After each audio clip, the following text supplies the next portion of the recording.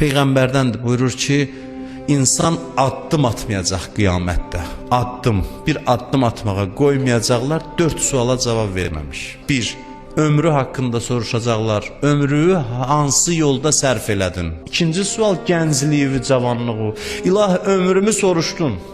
Ömrün içində cavanlıq da var. Yox, cavanlığı ayrı soruşacaq. Və mal haqqında. Hardan qazandın, hara xərclədin və biz Əhl-i Beytin məhəbbəti soruşulacaq hamıdan. Bu 4 suala zəhmət çək, cavab ver. Sonra icazə verir, addım atasan. Hələ sonrasına baxarıq. 4 sualdan sonra addım atmağa icazə verilir. Bu 4 sualın ikisi zaman barədədir. Ən mühüm suallardır, ikisi zaman barədədir. Ömrü hara sərf elədin və gəncliyi nəyə sərf elədin? Odur ki, çox mühüm məsələdir. Ona görə çox dua eləyək ki, Allah ömrümüzü öz yolunda xərcləməyi bizə qismət eləsin.